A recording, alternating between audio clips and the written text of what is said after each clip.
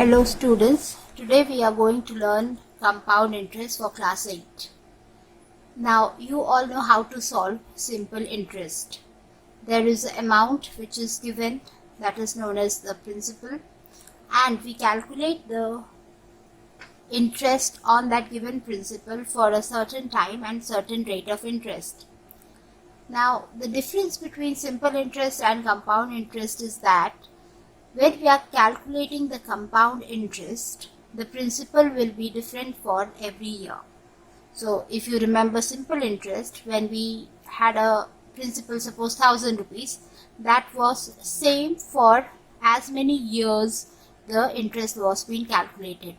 So that was simple interest. But when we talk about compound interest, the amount of every year will be taken as the principal of the next year.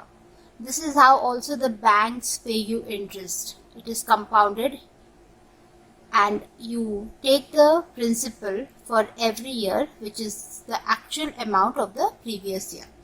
Now using the concept of simple interest, how to solve the compound interest, let us see. So in the given question you can see that it is asking us to calculate the compound interest on rupees 6,000 at 10% per annum for 2 years.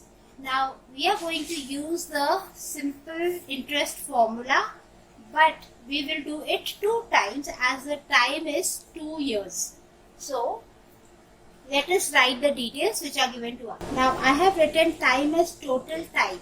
Now as many number of years are there, you have to calculate the interest for all the years. Total time is 2 years, interest for first year.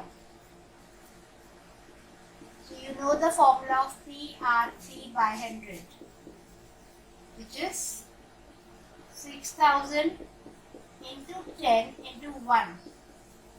Here the time is considered as 1. So after calculation of interest of first year, we have got 600. So now the principal for the next year will be 600 plus 6,000. So in the next step you are going to write that principal for second year is 6,600, rate is same and time is again 1 year. So interest formula PRT by 100. So the interest after the second year will be 660 rupees.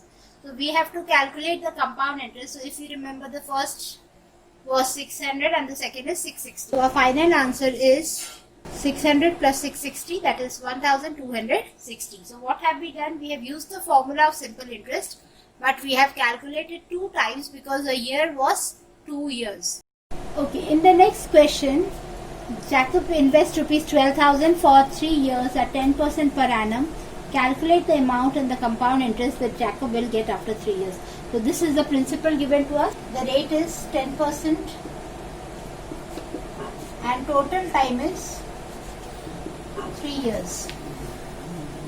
So as we are going to calculate the compound interest, we have to do it 3 times because the time is 3 years.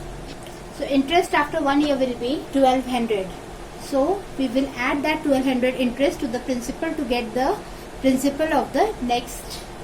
So the principal for the next year is 13,200. So with this we are going to calculate the interest again.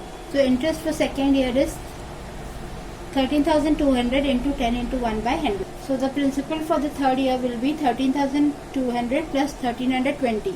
So we have got the principal for the next year as 14,520. So let us calculate the final interest. So our final interest is 1452. So here in the question, if you remember, it is asking you to find the amount as well as the compound interest. So amount we are going to get by adding 1452 with the principal. So the final amount is 15,972 and the compound interest is rupees 15,972 minus rupees 12,000.